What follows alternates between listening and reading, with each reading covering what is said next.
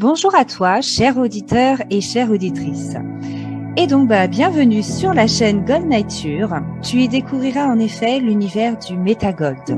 Et en l'occurrence, aujourd'hui, tu vas pouvoir assister à l'interview d'Omal Dorsan, qui est le fondateur et le créateur de ce nouvel univers fantasmatique. Au travers de ces vidéos, tu pourras ainsi découvrir qui est Omal Dorsan, sa vision, son parcours, son expérience, ses conseils avisés, le tout au travers de cette nouvelle mini-série d'interviews.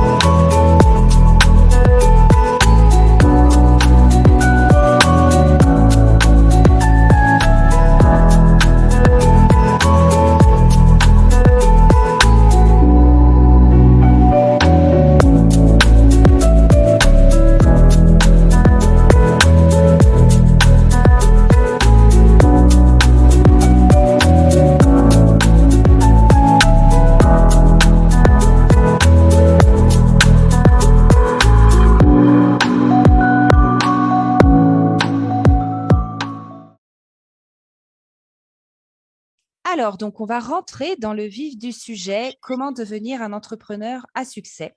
Donc, c'est la première partie de cette interview avec Omal Dorsan.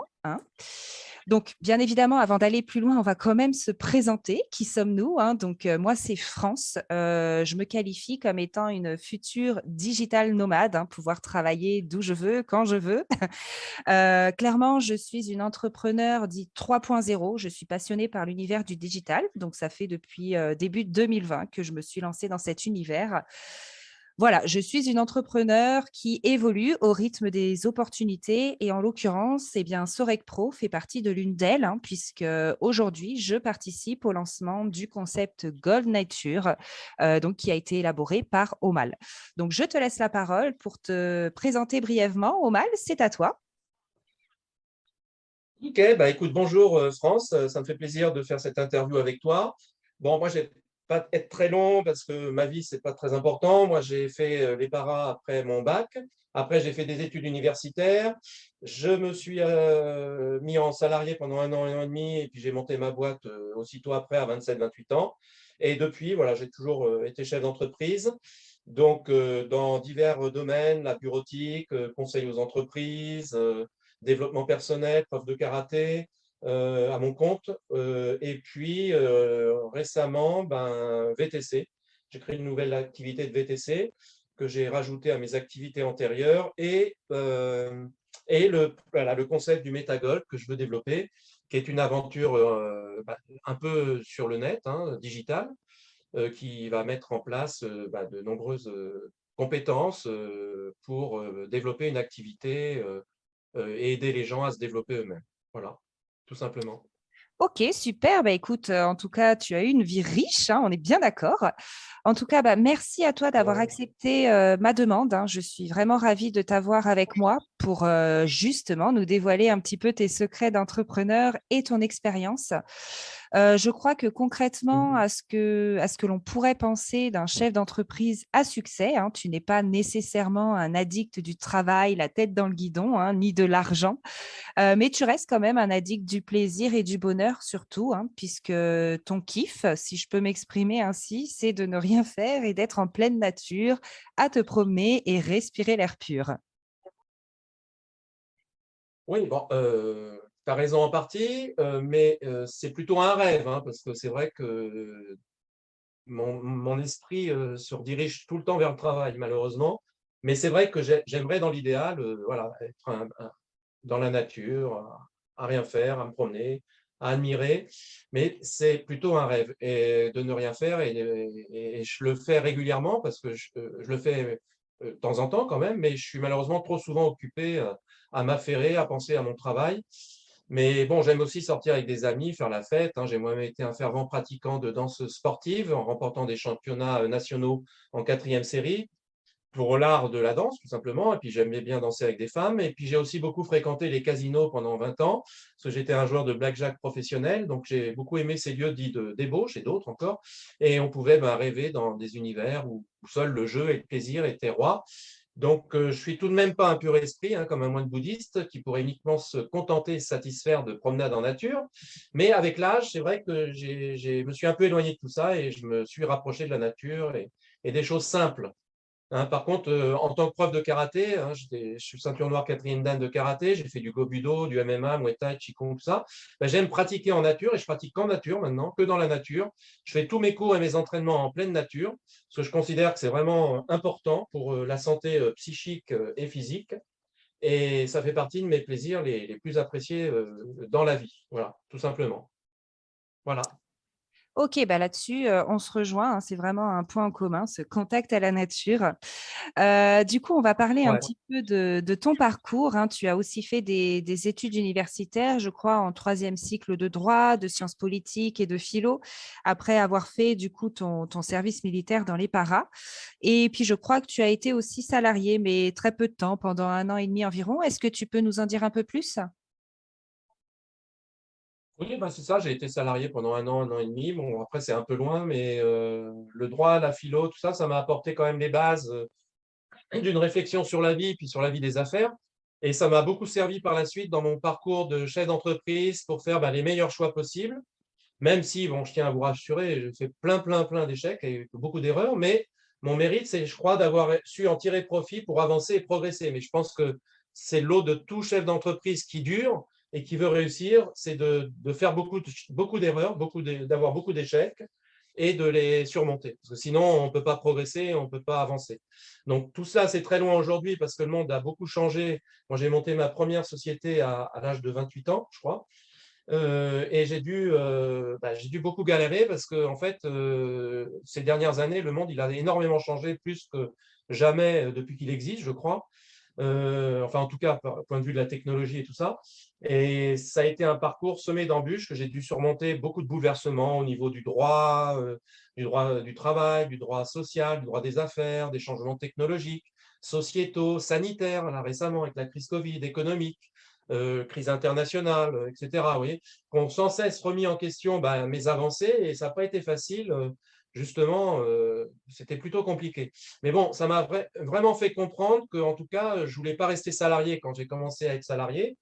Euh, et, et ça, pourquoi? Parce que je n'avais pas de liberté géographique, je n'avais pas de liberté financière, je n'avais pas de liberté tout court, en fait, hein. Et surtout, je rentrais dans un univers qui était formaté, avec des codes et des règles que je haïssais, parce qu'elles m'enfermaient dans un monde sclérosé, complètement fermé, dans lequel j'avais aucune liberté créative. C'est ça, hein. Donc, quand j'ai fait mon premier stage en télémarketing, j'ai compris qu'en fait, on était des esclaves, hein. On était une dizaine autour d'une table ovale en train de téléphoner. Le chef, il avait une petite badine, il nous frappait gentiment à tour de rôle quand on décrochait pas le téléphone au bout de 3 secondes. Bon, du coup, j'ai quand même démarré plus tard dans cette branche parce que c'est ce qui se proposait à moi en tant qu'étudiant. Et donc, au départ, j'appelais sans arrêter parce que je pensais que c'était la bonne méthode pour avancer. Puis après, j'ai inventé des nouvelles stratégies commerciales pour la société qui m'a embauché, puis qui m'a permis de multiplier leur chiffre d'affaires par 5. Et puis, je suis devenu chef des ventes, et puis associé. Et puis voilà, puis après, j'ai monté ma boîte dans d'autres domaines un peu différents.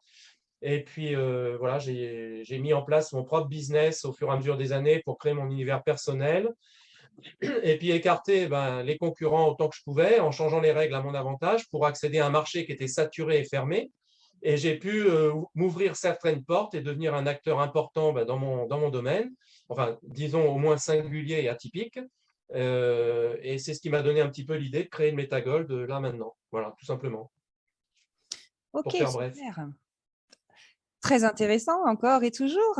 Mais alors, du coup, Omal, toi, tu n'aimes pas faire comme tout le monde. Non, je pense que personne n'a un trop n'aime faire comme tout le monde. Maintenant, même s'il y a beaucoup de gens qui vont se rassembler comme des moutons de panurge, tout ça, parce qu'ils n'osent pas, en fait, se jeter dans le grand bain, affronter leur propre liberté. Ça fait peur, hein. Donc, on préfère entrer dans un chemin connu, balisé, tu vois. Donc, moi, j'ai inventé mon propre univers en surfant sur les vagues de façon opportuniste. Et c'est pour cette raison que j'ai créé il y a quelques mois le Metagold, pardon, pour développer encore plus mon univers professionnel dans lequel je souhaite m'inscrire désormais et partager avec d'autres cette aventure entrepreneuriale singulière et atypique, je pense. Ok, super. Alors, je vais revenir un petit peu vite fait. Tu parlais de liberté tout à l'heure, notamment liberté géographique. Est-ce que tu es resté en France tout ce temps ou est-ce que tu peux nous en dire un peu par rapport En fait, j'ai pas trop voyagé au début en dehors de la France. Bon, après, je me suis rattrapé puisque j'ai voyagé dans pas mal de pays. Mais en France, je me sens bien à ma place. J'aime bien aussi l'Europe, la culture occidentale, la culture libanaise aussi que j'ai découvert grâce à ma femme. Mais c'est vrai je me sens bien en France, quoi. Voilà. Mais tu as tout à fait raison, d'autant plus qu'en France, on a quand même de quoi faire, on a un beau pays et plein de belles choses.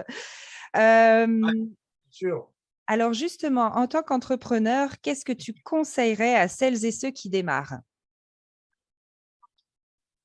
Oh, bon, moi, je suis pas trop. Les conseillers, on dit, sont pas les payeurs. J'aime pas trop conseiller parce que chaque business, chaque personne est différente. Chacun a son vécu, son histoire personnelle, son expérience. Et c'est très difficile de donner des conseils comme ça, généraux, un peu à l'emporte-pièce. Ah, puis après, les conseils, on en a plein sur Internet, on peut aller les voir. C'est pas ça qui manque. Mais je pense que disons qu'il faut vraiment des qualités spécifiques et particulières quand on décide de monter son propre business. Et, il faut. Moi, j'aime les choses concrètes, tu vois. Donc, je me contenterai de donner des conseils à celles et ceux qui voudraient tenter l'aventure du Metagold avec moi. Et là, par contre, il y a beaucoup de conseils et beaucoup de choses à proposer. Voilà. Ok, super. Alors justement, on va pouvoir rebondir sur une nouvelle question. Quelles sont selon toi les qualités principales pour travailler du coup en partenariat avec ton groupe Sourec Pro hein, et acquérir justement l'âme d'un Gold Nature?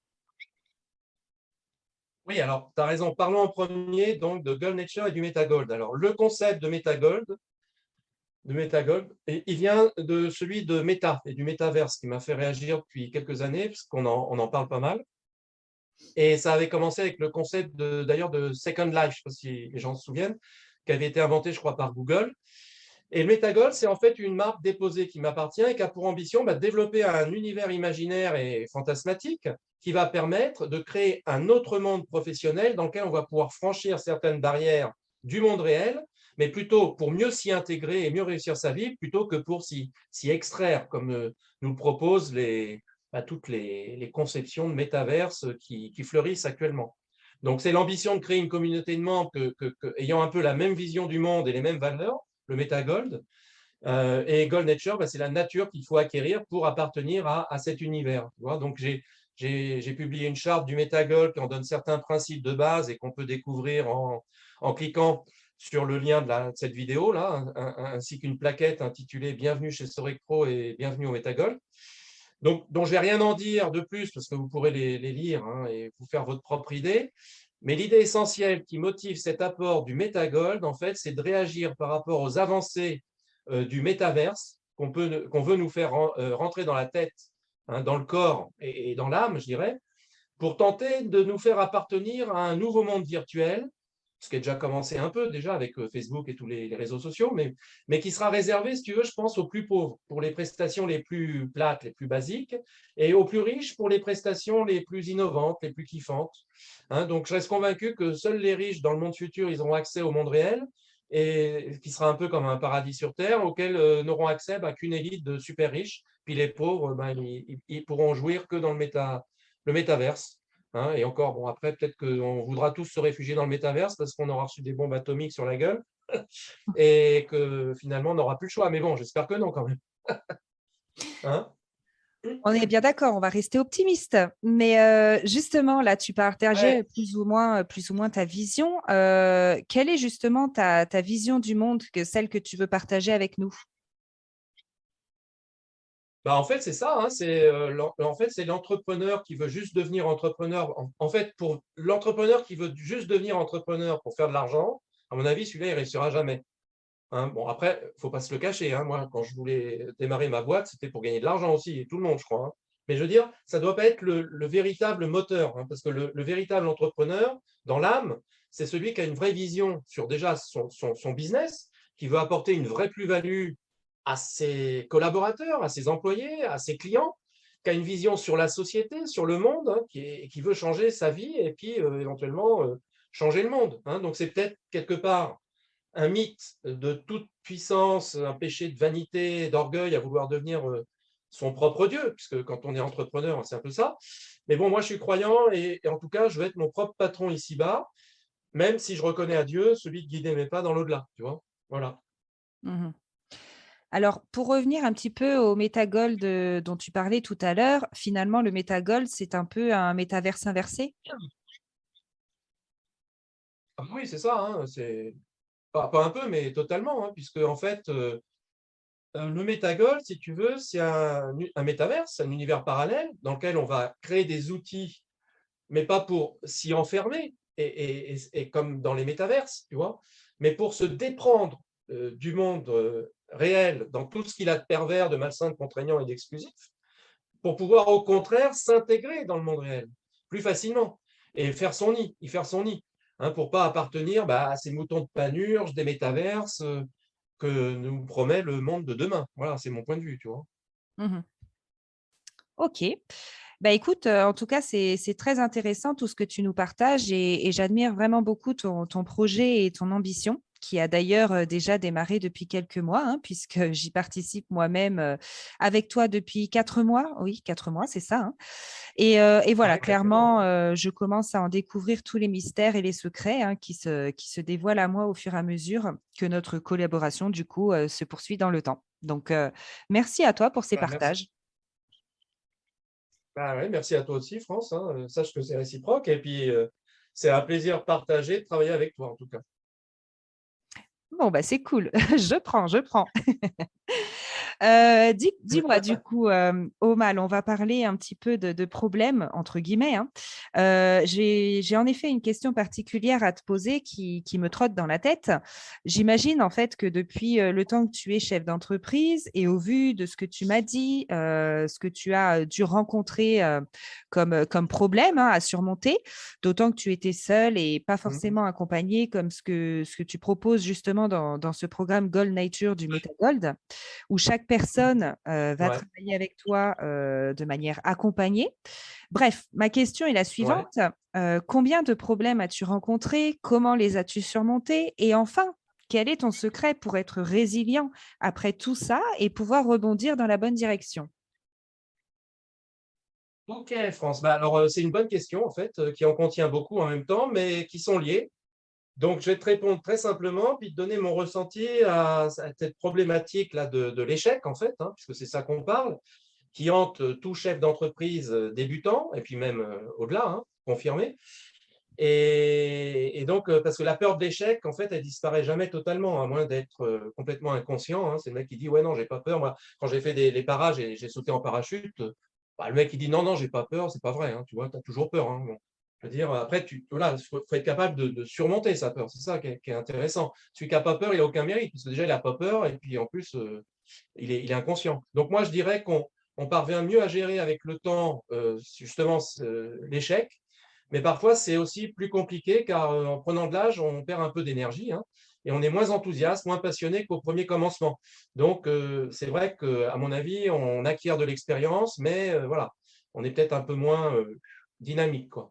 Alors, c'est un peu un testament que je partage avec toutes celles et ceux qui m'écoutent là, non pas parce que je suis sur le déclin, hein, mais parce qu'avec la maturité, on prend conscience que le plus important, c'est le partage et l'amour des autres. Et c'est ça qui a motivé en partie le métagolf que je veux lancer.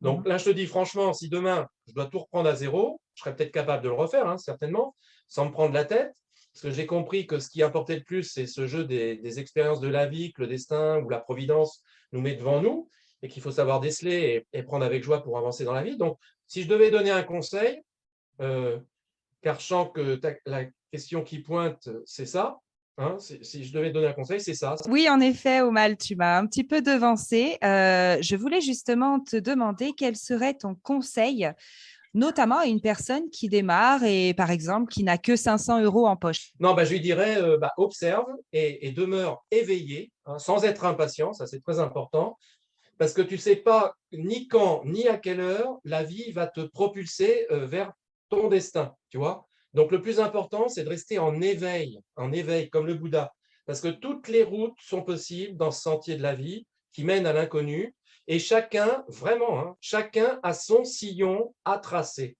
Alors, il faut rester ouvert et pas se refermer devant toutes les opportunités que nous donne, que nous offre la vie, à tout âge, hein, parce qu'il n'y a pas de limite, tu vois. Donc, je vais revenir sur ta question précédente à laquelle je n'avais pas encore répondu, d'ailleurs, je me souviens là. Je ne te dirais pas, comme certaines personnes un peu trop jeunes et peut-être un peu trop présomptueuses ou trop gâtées par la vie, hein, qui leur a trop donné ou trop rapidement, comme ça a été aussi un peu mon cas d'ailleurs, mais que j'adore les problèmes, hein, non plus. Je ne suis pas le mec qui dit ouais, j'adore, je kiffe les problèmes, je kiffe les échecs. Oh, ouais, bon, c'est sûr que hein, bon, je les attends comme on attend une femme qui s'apprête à s'offrir par amour. Là.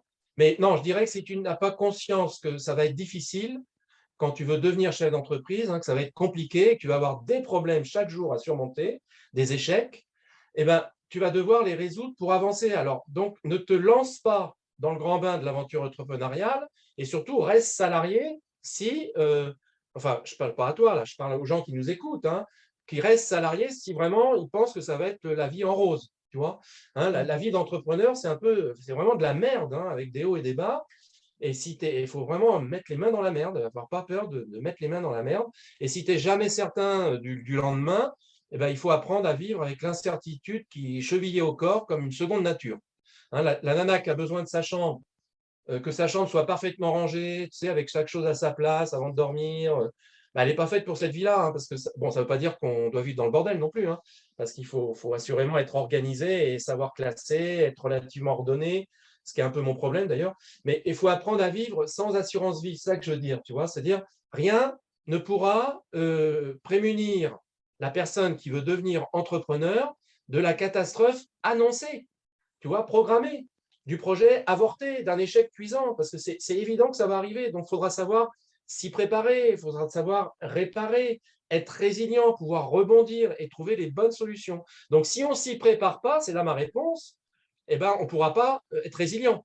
La personne qui se dit ouais, tout va être bien, ça va, je vais gagner de l'argent, machin, tout va bien se passer. Non, le jour où il va lui arriver une tuile, elle sera tellement surprise qu'elle ne pourra pas être résiliente. Donc, la première chose à faire, je dirais, pour être résilient, c'est de se préparer à la merde, se préparer à l'échec, se préparer aux problèmes et de savoir qu'il va y en avoir. Voilà, c'est ce que je répondrai, tu vois. Bah, écoute, je te rejoins totalement, hein, moi qui suis dans le monde de l'entrepreneuriat depuis 2 ans. C'est clair que la résilience, c'est quelque chose qui est très, très important. Euh, Bref, Ouais, en ouais. tout cas, tout un programme de ce que je vois et c'est pas forcément simple, hein, mais en tout cas, ça reste très inspirant de t'écouter parler parce qu'en fait, on comprend mieux les choses. Mais alors justement, j'imagine que tous ces problèmes sont réduits à la portion congrue pour celles et ceux qui vont travailler en partenariat avec toi dans ce MetaGold. Tous ces problèmes sont réduits à la portion. Ah oui, oui, alors certainement, ça n'a rien à voir parce que si tu veux, là, ils vont être accompagnés, ils vont bénéficier d'un coaching, d'accompagnement sur mesure, hein, où on va les faire avancer step by step, étape par étape. Donc, ça va être un peu du pré-mâché. Hein. Donc, là, on va leur proposer à leur gré une formation même en développement personnel, commercial, qui sera gratuite. Et si tu veux, il restera certainement un certain nombre de problématiques qui devront être résolues, qui surgiront hein, au fur et à mesure de leur progression. Mais disons, ça sera beaucoup plus facile. Hein. Donc, d'ailleurs, la plupart du temps, je préfère parler de problématiques, hein, parce que comme me dit mon expert comptable, il n'y a jamais de problème, il n'y a que des problématiques à résoudre. Voilà. J'aurais cité mon expert comptable, c'est génial. Alors, à certaines périodes de la vie, d'ailleurs, on connaîtra tous des vrais problèmes. Hein, et là, on pourra parler de problèmes plus ou moins graves. Hein. Hein, la mort d'un proche, des problèmes de santé, un cancer, tout ça. Voilà, ça, c'est relativement grave. Et c'est l'eau de la vie, malheureusement, qui est celui de tout un chacun. Hein. Mais par contre, bon, là, je vais vous donner quand même un secret. Moi, j'ai par jour environ 10 problématiques à résoudre. Bon, j'en résous à peu près 7 par jour, hein, pour faire une moyenne statistique. Donc, à la fin de la semaine, si on calcule bien, hein, je ne suis pas très fort en maths, mais il en reste 21 qui ne sont pas résolus. Et une bonne centaine à la fin du mois, hein, pas à la fin de la semaine, à la fin du mois. Donc, il faut vraiment apprendre à réduire les problématiques identiques pour les faire rentrer dans un processus de traitement automatisé qui va permettre de gagner en temps et en énergie. Sinon, on se retrouve vite débordé. Donc, c'est ça mon conseil et mon secret, c'est que tout ce que tu peux automatiser, tu vois, eh ben, il faut le faire. Parce que sinon, voilà. Alors tu te dis, ouais, mais moi, je suis le seul à vendre parce que je suis le top des vendeurs et tout. Bon, des fois, ce n'est pas vrai, hein, même, souvent.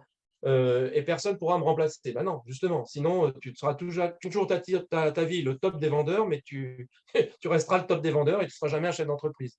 Tu vois, donc, il faut vraiment déléguer, apprendre à déléguer, apprendre à automatiser. Déléguer, c'est automatiser, hein, aussi quelque part, hein, parce que quand tu le fais toi-même, quand tu délègues, tu ne le fais pas toi-même. Donc, c'est le principe, hein. Automatiser, c'est pareil. Donc, tout ça, ça revient au même, hein, déléguer et automatiser. C'est ça qui est vraiment mes deux secrets pour être un entrepreneur qui va durer, qui va réussir et qui va s'épanouir. Tu vois? Oui, en effet, comme tu le dis, on en revient un petit peu à cette liberté de temps aussi, hein, si je puis dire, hein.